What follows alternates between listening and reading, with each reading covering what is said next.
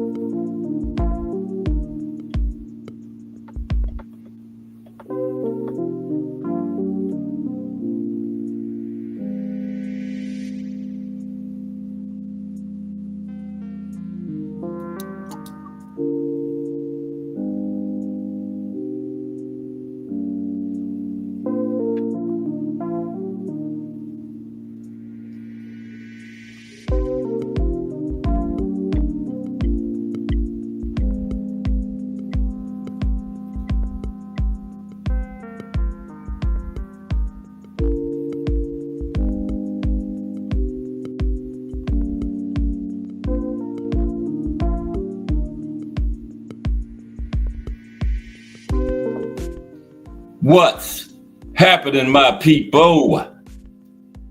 It's Cast Sports again, back for another afternoon with the family. That's right. You know what time it is. If it's Monday through Friday, 2 p.m., it's the Boxtorian bringing you all that boxing history. Boxing is the greatest sport of them all. That's why we love it. Can't get enough of it. Miss Cass, Crush the Legend, Mike Mazik. Salute to everyone and welcome to another episode of Cast Sports, the Boxtorian.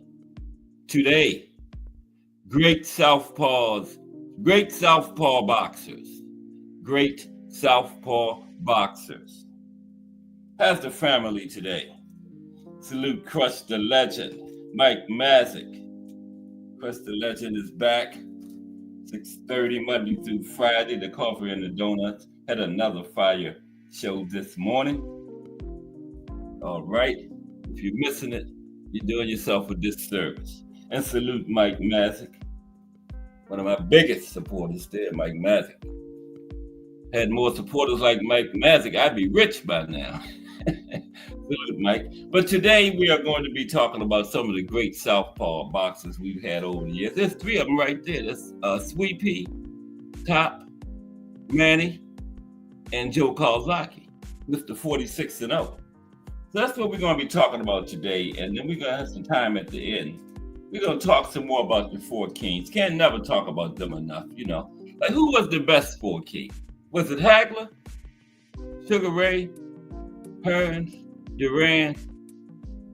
You know, I always say the Hagler Sugar Ray fight. Hagler lost it on the negotiating table. You know, he wanted to be so much more popular than Sugar Ray, so he gave away everything. Sugar Ray let him be called the A side, but he was the A side in name only because Sugar Ray decided everything. Sugar Ray had that big ass ring where he could run around in. Then he had those 10-ounce cushiony gloves so Hagler couldn't hurt him. And he got 12 rounds because he knew he couldn't run from Hagler for 15 rounds. His team admitted it. They couldn't stay away from Hagler for 15 rounds. It was 12 rounds of no fight. Hagler just wanted to be, he was never going to be more popular than Sugar Ray. Sugar Ray was the, you know, all American Olympic champion, you know? And Hagler worried about who walking first or second. Who cares? The fans don't care who walked first or second. I don't. You can walk out there together as far as I care, as long as both of y'all come out there and get in the ring and give me my money's worth. But Hagler was worried about all of that stuff and lost the fight on the negotiating table. We're going to talk about that later on in the show, The Four Kings. And Hagler Sugar Ray will be debated 300 years from now when our great-great-great-grandchildren running around this earth. They're still going to be debating Hagler and Sugar Ray. I thought Hagler won it, but the judges didn't, and that's what counted, right? But the judges thought. But first, for the highlights of boxing history today, we are down to the lightweight division. We're going to look at first to start out the top 10 lightweight. No, super featherweight, 130. We did lightweight yesterday. Super featherweight today, 130. Top 10 super featherweights of all time to start the show. Okay, so let's get into that. We call it the highlights of boxing history. So let's go with that. Start out.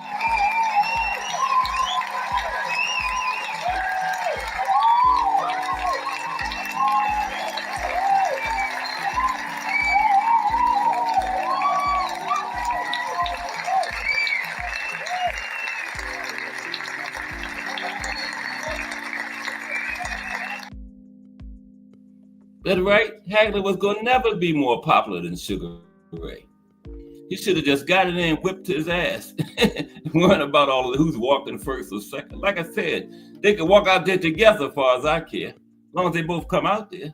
The fans don't care about that type of stuff. But, you know, we're going to talk about that later. But now, the top 10 super featherweights of all time, the 130 division, we're going all the way down.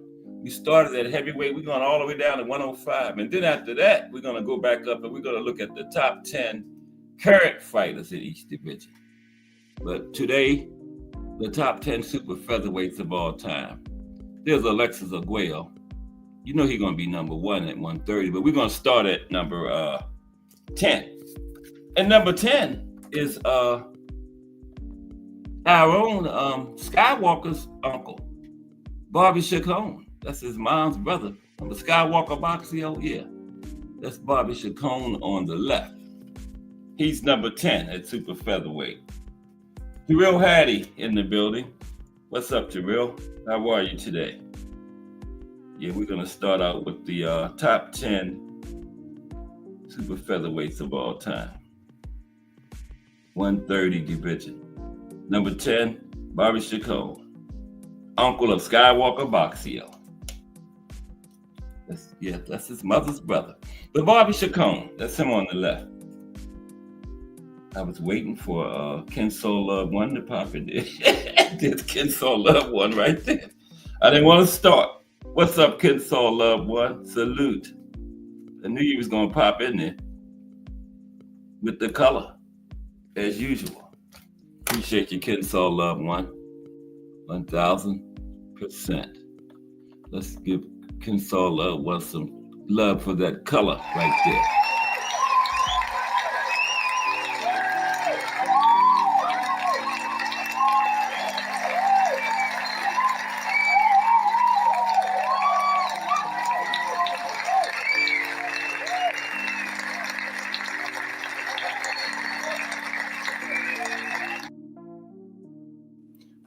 Appreciate you, Ken Soul Love 1. Always supporting the channel. Appreciate you 1,000%. But Bobby Chacon is number one. Now, Bobby Chacon won career record of 59 wins, 7 losses, 1 draw, 47 knockouts. That's a 79.6% career knockout ratio. Knockout percentage.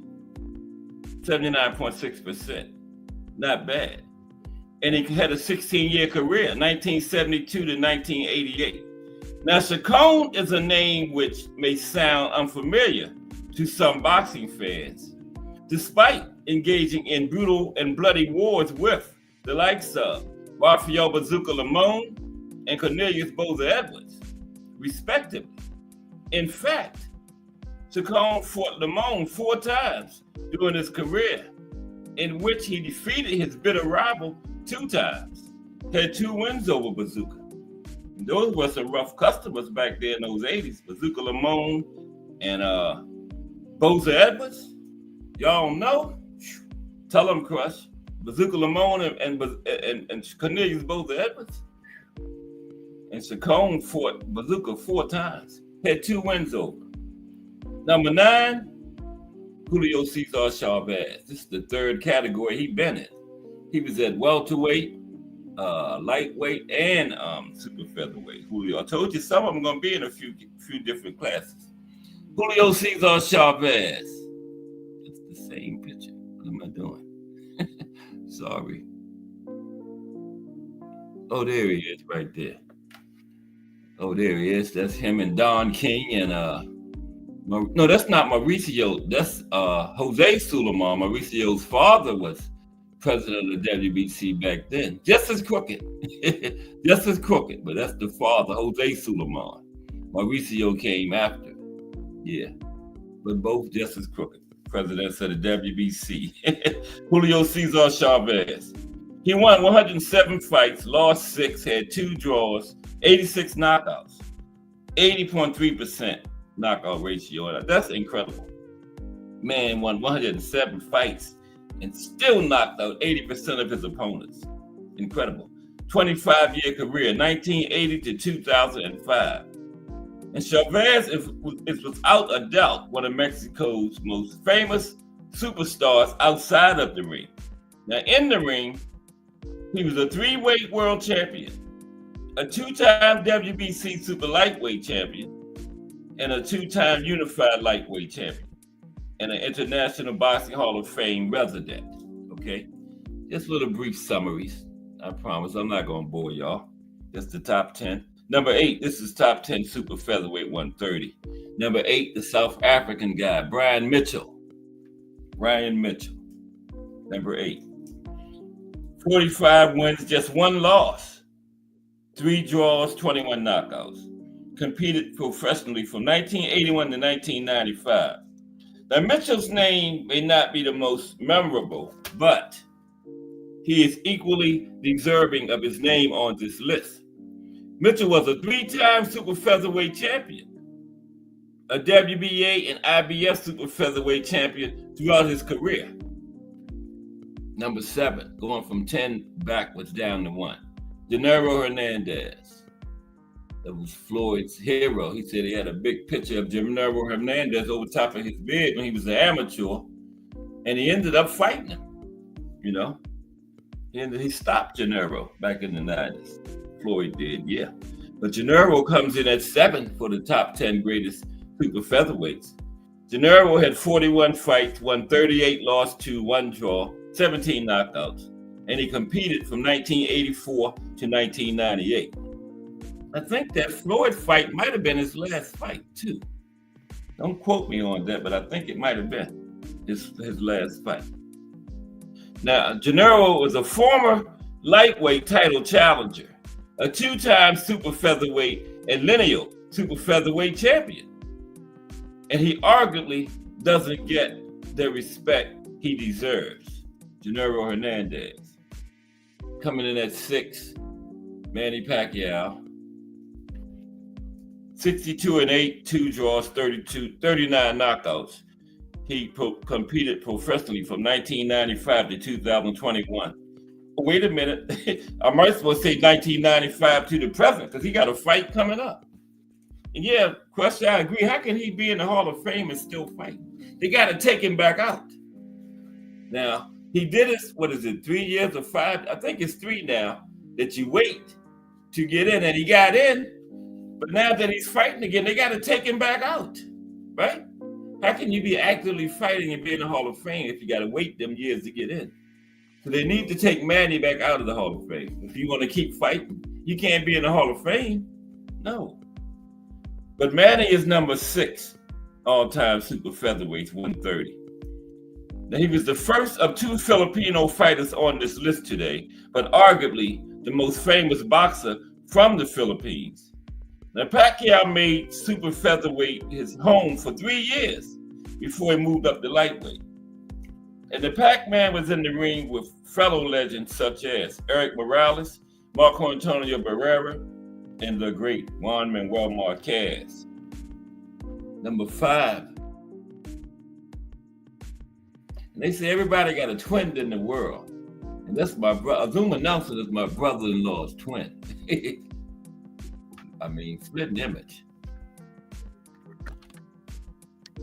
Okay, Azuma Nelson, though, number 5.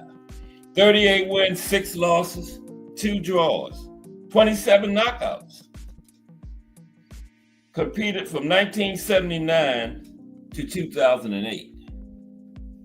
His knockout rate don't look that bad. Let me see that right quick. High 70s. 71. Wow, that's okay, but nothing to write home to mom about.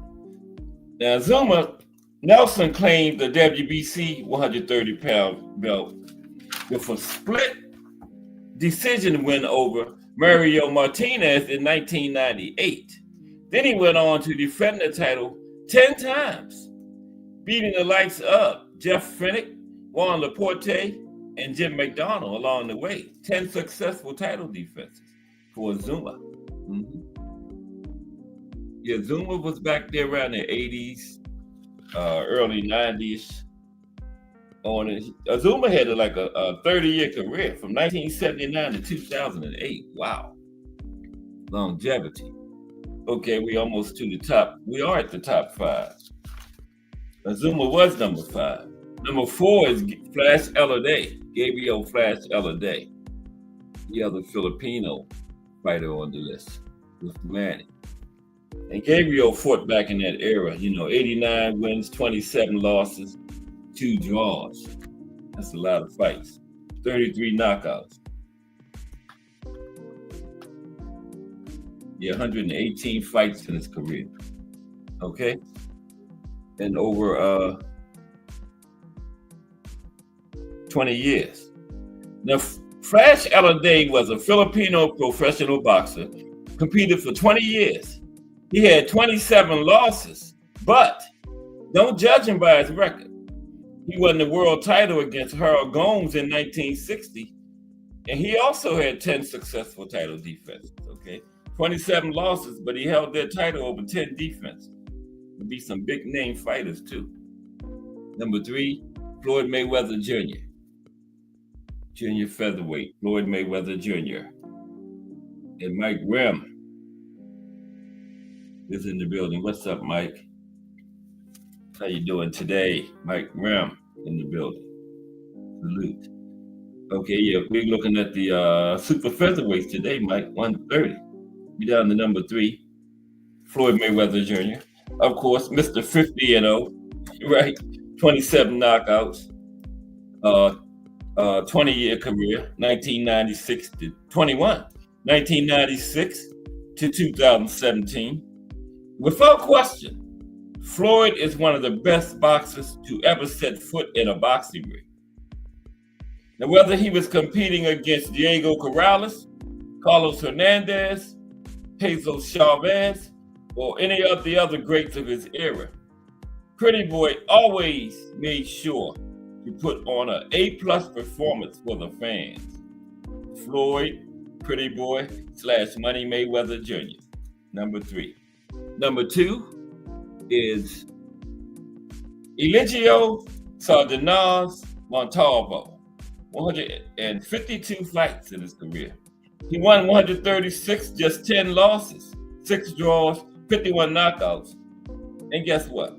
152 fights. And the man just competed for 11 years. He squeezed 152 fights into 11 years. That's 13 fights per year. Told you they was built different back then, man. Wow. But he was better known as Kid Chocolate, right? Y'all heard me call him Kid Chocolate before. That was his government name, Eligio Sardinas Montalvo, but better known as Kid Chocolate. Kid Chocolate is regarded by many as one of the best super featherweights of all time. He couldn't be in front of Alexis Arguello, though. I'm sorry, Kid Chocolate. But one of the best of all time. And that's largely because of his body of work at 130 after he became Cuba's first ever world champion, following his win over Betty Bass in 1931. Cuba's first ever world champion, Kid Chocolate. And of course, number one is the explosive thin man, Alexis Arguello. He had 85 fights. He won 77, lost 8, 62 knockouts for Alexis. 80.5% knockout ratio. I was reaching for the calculator, but I had already done it. Okay, yeah. He's at 80%, 85 fights, 80% knockout ratio. That's not bad. He competed for 37 years, right? 1968 to 1995. 37-year career, almost a 40-year boxing career for this man. No. 27. Now, the Nicaraguan legend is ranked among fans, journalists, and historians as the best super featherweight of all time, okay? He had a career where he competed in 4 different decades, 60s, 70s, 80s, and 90s, during which time he won world titles in 3 different weight divisions. The explosive thin man, Alexis Arguello. Okay, now let's get into the show. We're going to be talking Al Booger in the building. What's up, Al Booger? We're going to be talking about some great Southpaws today. Got a few of them. We're just going to touch on their careers, some of their accomplishments briefly, but yeah, just some of the great Southpaws today. And a little Four Kings conversation at the end, right? Yeah. Some of the great Southpaws, they grace the sport of boxing.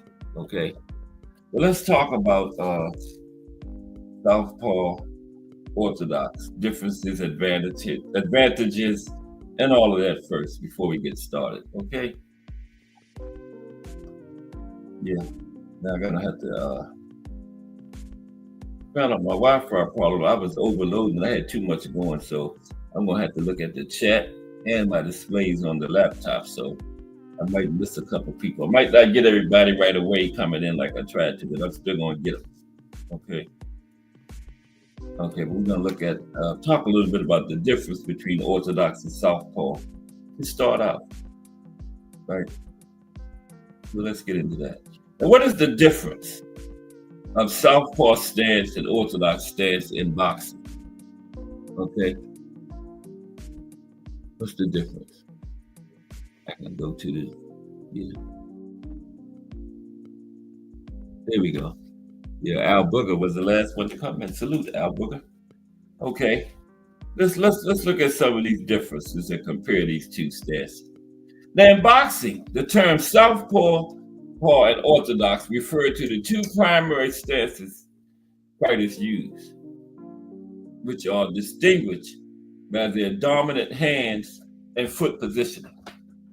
Those are not 2 primary, those are the 2 stances. Is it another stance other than Orthodox or Southpaw? I don't know of one. Excuse me for a moment. Hit this light over here.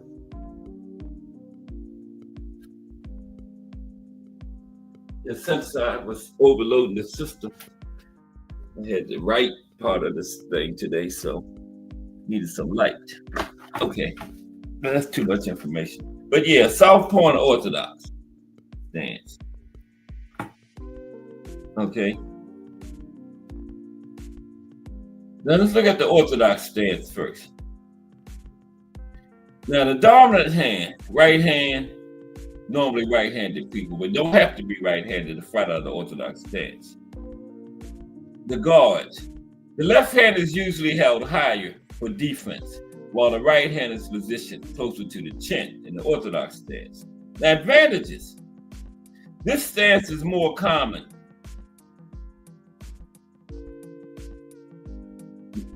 making it familiar for most fighters and trainers. More common stance. About 90% of fighters are orthodox, and it makes it more familiar for most fighters and trainers. It allows for powerful right hand punches and effective jabs. Now, the Southpaw stance, dominant hand, left hand. Usually left-handed fighters, but not always. You got people that's right-handed fight out of the orthodox stance. That way, your power hand is in the front, right? That right hand. Now, foot position. The right foot is forward. Left foot is back from the orthodox stance. And the guard, the right hand is usually held higher for defense, while the left hand is positioned closer to the chin. Now, the advantages. Now, southpaws can create unique angles and approaches that may confuse orthodox fighters.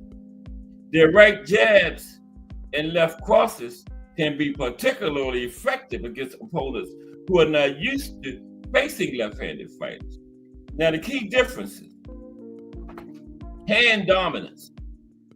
The primary difference is which hand is dominant.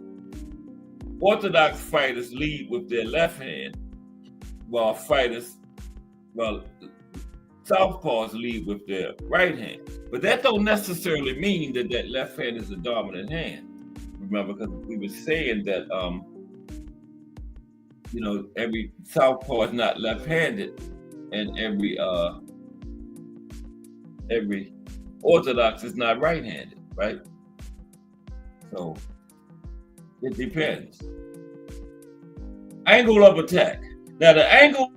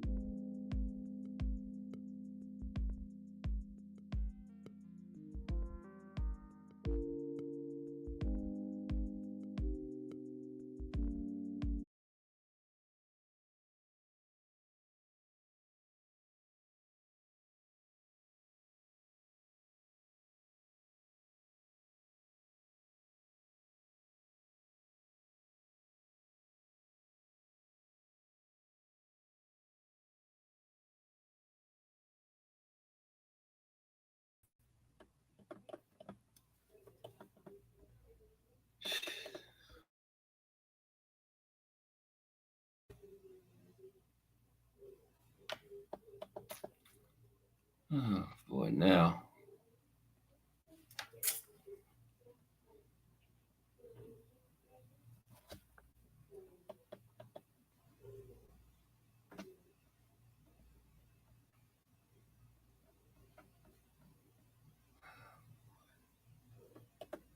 Testing.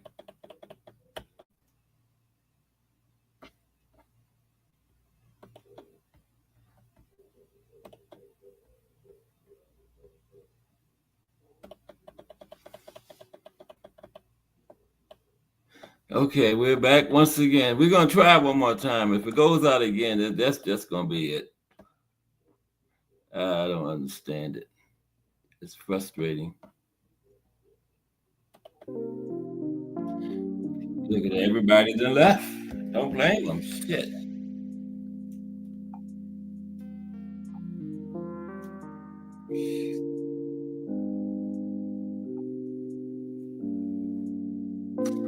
Let's try this one more time, and then I'm going to call it quits. I don't understand it.